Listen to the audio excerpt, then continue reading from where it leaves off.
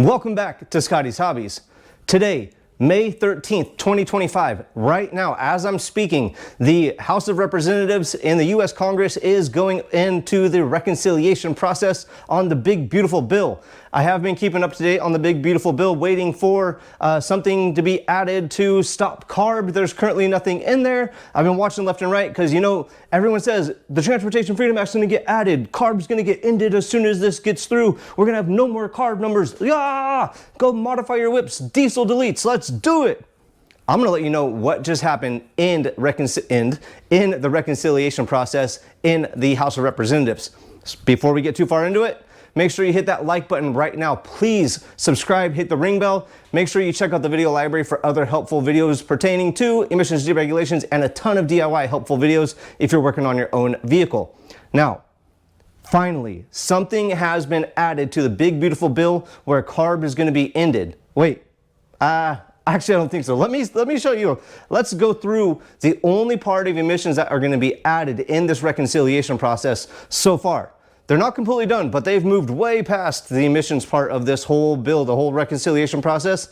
The emissions part of it is way past it. All right. First off, let me get to it real fast. Oh yeah, there's going to be links in the description below so you can go check out the big beautiful bill yourself, read through it, find the emissions section of it, send it to me please, just in case I missed it. And I'm also going to post a link to the reconciliation bill that you will be able to look through and correct me where I am wrong. Please, please, please, I want to be wrong. So, again, let me get into it. It's right up top. Subtitle A, Energy.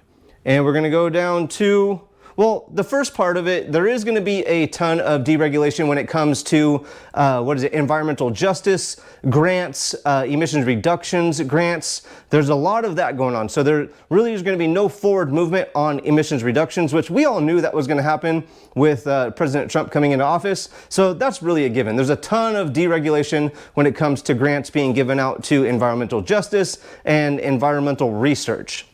So it says Subtitle A, Energy. If you go down to Section 2, the Section 1 is just all the grants that are being rescinded. There's going to be a link in the description below so you could take a look at the reconciliation bill so you could point out where I am missing the information that is pertaining to deregulating smog in California and eliminating CARB because they're going out the door. They're being defunded.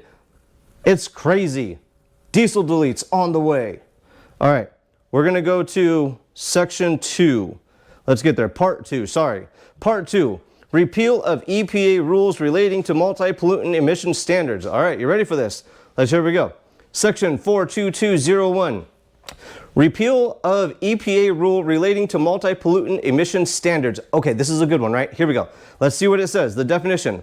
This section repeals the final rule issued by the EPA relating to multi-pollutant emission standards for model years 2027 and later light duty and medium duty via 2027 and newer. That hasn't even happened yet. It's not, well, okay, the next one has got to be better. Part 3. Repeal of NHTSA rule relating to CAFE standards. This one's got to be it. This is going to be good. Section 42301. Repeal of NHTSA rule relating to CAFE standards for passenger cars and light trucks. This is going to be good. This section repeals the final rule issued by the National Highway Traffic Safety Administration relating to corporate average fuel economy standards for passenger cars and light truck for model years 2027 and beyond, and fuel efficiency standards for heavy duty pickup trucks and vans for model years 2030 and beyond. Oh my gosh, there's nothing in here that's going to be reducing the emissions in California. I don't know what we're going to do. Okay, so we all know CARB is getting defunded, right? That's the next step. If we can't control CARB, let's defund them.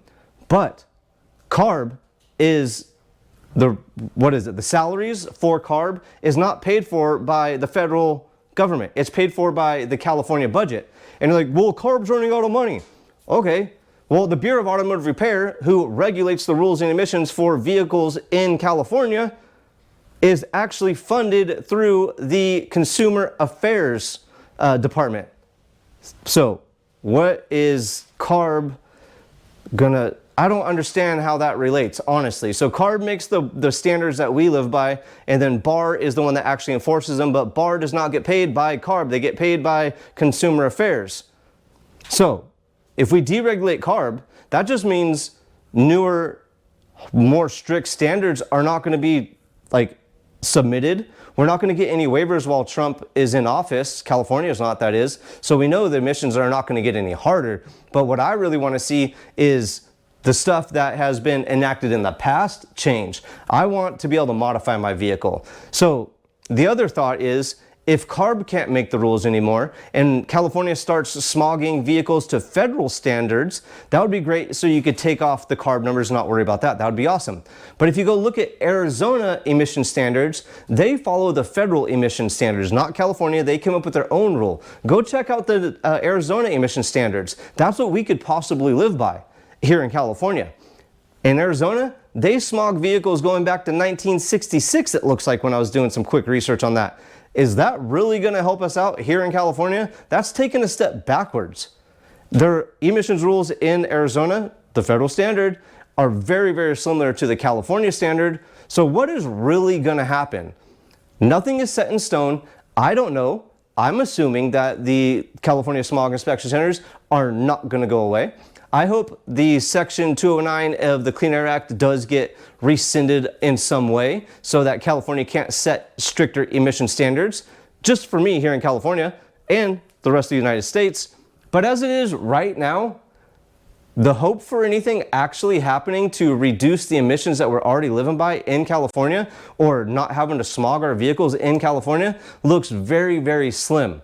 Again, look for links in the description for everything that I talk about in this video. Please prove me if I'm wrong. Shoot me some links in the comments below with some factual evidence that I could go research, and I will 100% admit that I am wrong if I am. I want to learn. I want people to be able to prove me wrong. I would love to be proven wrong. I want to learn what I'm missing out there. Please. I appreciate you guys watching, spending the time to do so. If you haven't hit that like button, please do that now. Make sure you go check out the video library, and I will see you guys on the next hopefully helpful video. Thanks for checking out Scotty's Hobbies.